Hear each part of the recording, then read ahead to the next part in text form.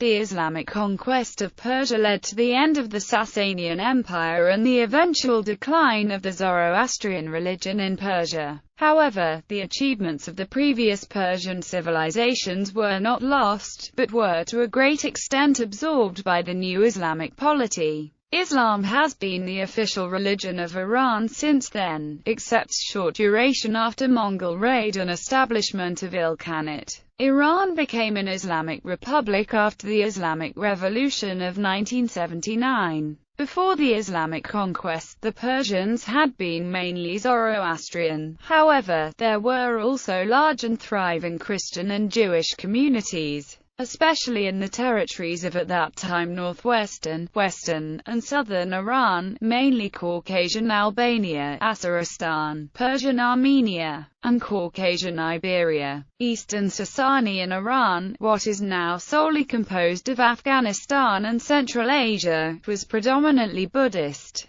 There was a slow but steady movement of the population toward Islam. When Islam was introduced to Iranians, the nobility and city dwellers were the first to convert. Islam spread more slowly among the peasantry and the deacons, or landed gentry. By the late 11th century, the majority of Persians had become Muslim, at least nominally. Islam is the religion of 99.4% of Iranians. 90 to 95% of Iranians are Shia and 5 to 10% are Sunni. Most Sunnis in Iran are Larestani people, Turkoman, Baloch, and Kurds living in the south, southeast, northeast and northwest. Almost all of Iranian Shias are 12ers. Though Iran is known today as a stronghold of the Shia Muslim faith, it did not become so until much later, around the 15th century. The Safavid dynasty made Shia Islam the official state religion in the early 16th century and aggressively proselytized on its behalf. It is also believed that by the mid-17th century most people in Iran and the territory of the contemporary neighboring Republic of Azerbaijan had become Shias, an affiliation that has continued over the following centuries, with the state-fostered rise of a Persian-based Shiite clergy. A synthesis was formed between Persian culture and Shiite Islam that marked each indelibly with the tincture of the other. History. Islamic conquest of Iran. Muslims invaded Iran in the time of Umar and conquered it after several great battles. Yazdijad III fled from one district to another Merv in 651. By 674, Muslims had conquered Greater Khorasan. As Bernard Lewis has quoted, these events have been variously seen in Iran. By some as a blessing, the advent of the true faith, the end of the age of ignorance and heathenism. By others as a humiliating national defeat, the conquest and subjugation of the country by foreign invaders. Both perceptions are of course valid, depending on one's angle of vision. Under Umar and his immediate successes, the Arab conquerors attempted to maintain their political and cultural cohesion despite the attractions of the civilizations they had conquered. The Arabs were to settle in the garrison towns rather than on scattered estates. The new non-Muslim subjects, or dhimmi, were to pay a special tax, the jizya or poll tax, which was calculated per individual at varying rates for able-bodied men of military age. Iranians were among the very earliest converts to Islam, and the conversion in significant numbers began as soon as the Arab armies reached and overran the Persian plateau. Despite some resistance from elements of the Zoroastrian clergy and other ancient religions, the anti-Islamic policies of later conquerors like the Ilkhanids, the impact of the Christian and secular West in modern times,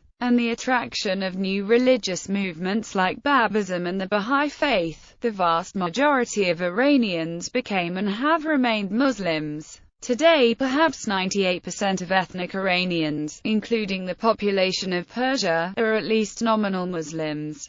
for such a fundamental, pervasive, and enduring cultural transformation. The phenomenon of Iranian conversions to Islam has received remarkably little scholarly attention. Recent research has established a general chronological framework for the process of conversion of Iranians to Islam, from a study of the probable dates of individual conversions based on genealogies in biographical dictionaries. Richard Bulliet has suggested that there was gradual and limited conversion of Persians down to the end of the Umayyad period, followed by a rapid increase in the number of conversions after the Abbasid revolution, so that by the time when regional dynasties had been established in the East, 80% or more of Iranians had become Muslims. The data on which Bulliet's study was based limited the validity of this paradigm to generalizations about full, formal conversions in an urban environment. The situation in rural areas and individual regions may have been quite different, but the overall pattern is consistent with what can be deduced from traditional historical sources. Although in some areas, for example, Shiraz at the time of Moghadashi's visit in about 375–985, there may still have been strong non-Muslim elements.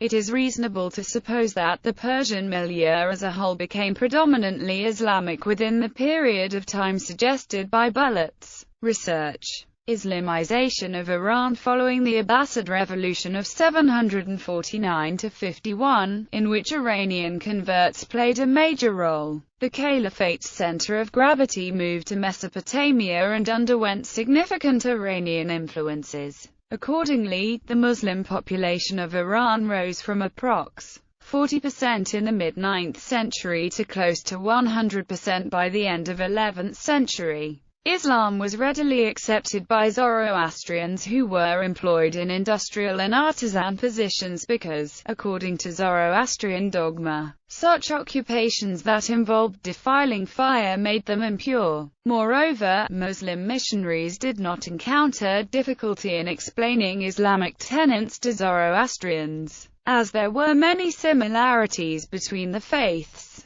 According to Thomas Walker Arnold, for the Persian, he would meet Ahura Mazda and Ahriman under the names of Valor and Ibalish. Muslim leaders in their effort to win converts encouraged attendance at Muslim prayer, and allowed the Quran to be recited in Persian instead of Arabic so that it would be intelligible to all. The first complete translation of the Quran into Persian occurred during the reign of Samanids in the 9th century. Sayyid Hossein Nasr suggests that the rapid increase in conversion was aided by the Persian nationality of the rulers. According to Bernard Lewis, Iran was indeed Islamized, but it was not Arabized. Persians remained Persians, and after an interval of silence, Iran re-emerged as a separate, different and distinctive element within Islam, eventually aiding a new element even to Islam itself. Culturally, politically, and most remarkable of all, even religiously, the Iranian contribution to this new Islamic civilization is of immense importance. The work of Iranians can be seen in every field of cultural endeavor, including Arabic poetry, to which poets of Iranian origin composing their poems in Arabic made a very significant contribution. In a sense, Iranian Islam is a second advent of Islam itself, a new Islam sometimes referred to as Islam-i-Ajam. It was this Persian Islam, rather than the original Arab Islam, that was brought to new areas and new peoples.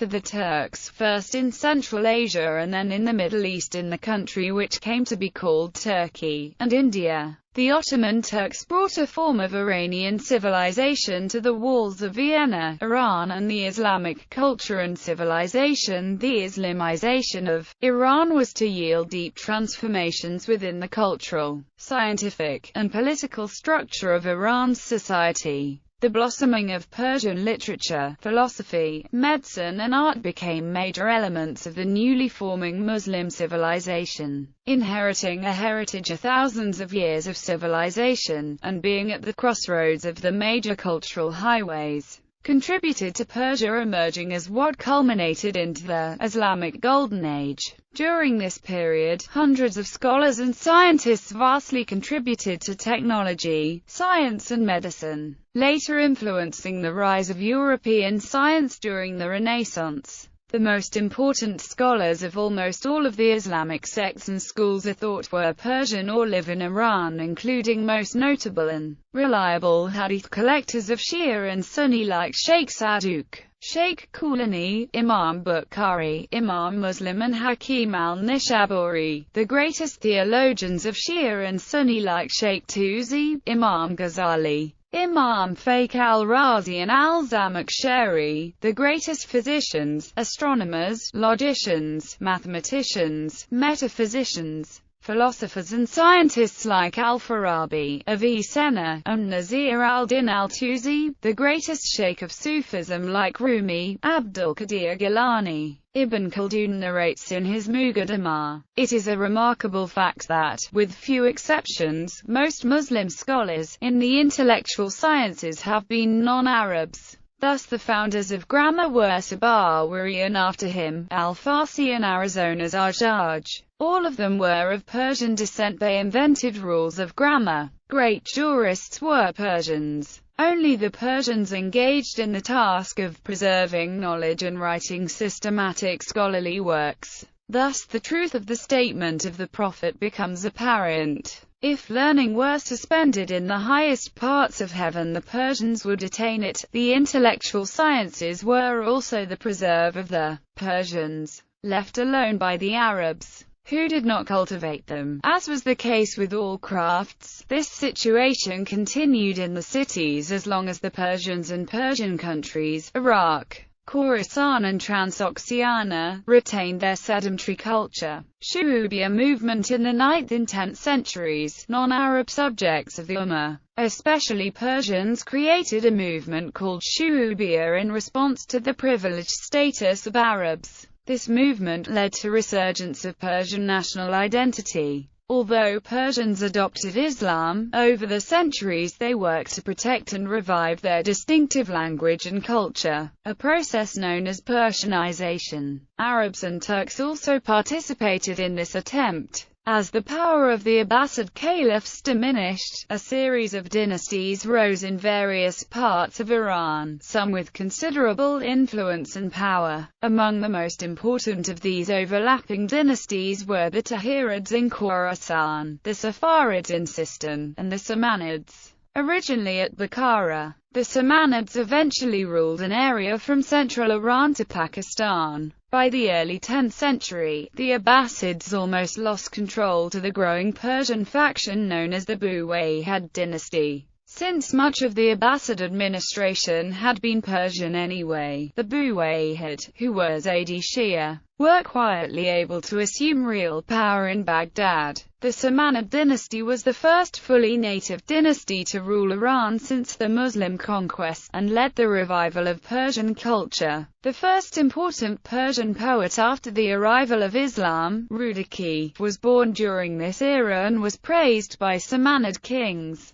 The Samanids also revived many ancient Persian festivals. Their successor, the Ghaznavids, who were of non-Iranian Turkic origin, also became instrumental in the revival of Persian Sunni sultanates. In 962, a Turkish governor of the Samanids, Alptigin, conquered Ghazna and established a dynasty, the Ghaznavids, that lasted to 1186. Later, the Seljuks, who like the Ghaznavids were Turks, slowly conquered Iran over the course of the 11th century. Their leader, Tufril Beg, turned his warriors against the Ghaznavids in Khorasan. He moved south and then west, conquering but not wasting the cities in his path. In 1055 the Caliph in Baghdad gave Tufril Beg robes, gifts, and the title King of the East. Under Tufril Beg's successor, Malik Shah, Iran enjoyed a cultural and scientific renaissance, largely attributed to his brilliant Iranian vizier, Nizam al-Mulk. These leaders established the observatory where Omar Khayyam did much of his experimentation for a new calendar, and they built religious schools in all the major towns. They brought Abu Hamid Ghazali, one of the greatest Islamic theologians, and other eminent scholars to the Seljuk capital at Baghdad and encouraged and supported their work.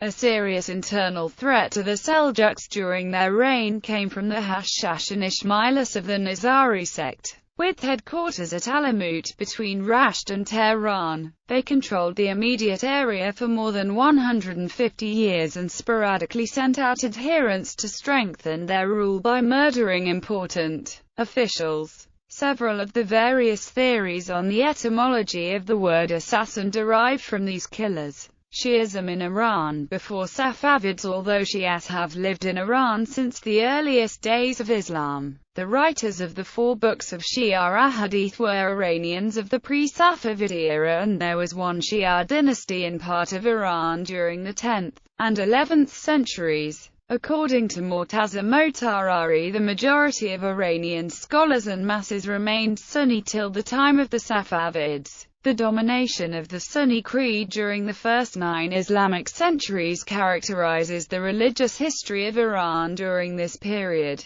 There were, however, some exceptions to this general domination which emerged in the form of the Zaydis of Tabaristan, the Buwayhid, the rule of Sultan Muhammad Qutb and the Sabedran. Nevertheless, apart from this domination there existed, firstly, throughout these 9 centuries, Shia inclinations among many Sunnis of this land, and, secondly, original Imami Shi'ism as well as Zaydi Shi'ism had prevalence in some parts of Iran. During this period, Shia in Iran were nourished from Kufa, Baghdad and later from Najaf and Hilla. However, during the first 9 centuries there are 4 high points in the history of this linkage. First, the migration of a number of persons belonging to the tribe of the Ash'ari from Iraq to the city of Qum towards the end of the 1st, 7th century, which is the period of establishment of Imami Shi'ism in Iran. Second, the influence of the Shiite tradition of Baghdad and Najaf on Iran during the 5th, 11th and 6th, 12th centuries. Third, the influence of the school of Hilla on Iran during the 8th, 14th century. Fourth, the influence of the Shi'ism of Jabal Amil and Bahrain on Iran during the period of establishment of the Safavid rule. Shi'ism and the Safavids, due to their history being almost fully intertwined, Iran as well as Azerbaijan are both discussed here. Iran and Azerbaijan were predominantly Sunni until the 16th century. Changes in the religious makeup of nowadays both nations changed drastically from that time and on. In 1500 the Safavid Shah Ismail I undertook the conquering of Iran and Azerbaijan and commenced a policy of forced conversion of Sunni Muslims to Shia Islam. Many Sunnis were murdered. When Shah Ismail I conquered Iraq, Dagestan, eastern Anatolia, and Armenia, he similarly forcefully converted or murdered Sunni Muslims. The oppression and forced conversion of Sunnis would continue, mostly unabated, for the greater part of next 2 centuries until Iran as well as what is now Azerbaijan became predominantly Shiite countries. As in the case of the early Caliphate, Safavid rule had been based originally on both political and religious legitimacy, with the Shah being both king and divine representative. With the later erosion of Safavid central political authority in the mid-17th century, the power of the Shia scholars in civil affairs such as judges, administrators, and court functionaries began to grow, in a way unprecedented in Shiite history. Likewise, the ulama began to take a more active role in agitating against Sufism and other forms of popular religion, which remained strong in Iran, and in enforcing a more scholarly type of Shia Islam among the masses. The development of the Taziyah, a passion play commemorating the martyrdom of Imam Hussein and his family, and ziyarat of the shrines and tombs of local Shiite leaders began during this period, largely at the prompting of the Shiite clergy. According to Mortaza Motahari, the majority of Iranians turned to Shia Islam from the Safavid period onwards. Of course, It cannot be denied that Iran's environment was more favorable to the flourishing of the Shia Islam as compared to all other parts of the Muslim world. Shia Islam did not penetrate any land to the extent that it gradually could in Iran. With the passage of time, Iranians' readiness to practice Shia Islam grew day by day. It was the Safavids who made Iran the spiritual bastion of Shi'ism against the onslaughts of Shias by Orthodox Sunni Islam, and the repository of Persian cultural traditions and self-awareness of Iranianhood, acting as a bridge to modern Iran. According to Professor Roger Savory, contemporary era challenges of modernity and rise of Islamism during the 20th century. Iran underwent significant changes such as the 1906 constitutional revolution, and the secularism of the Pahlavi dynasty. According to scholar Roy Motahida,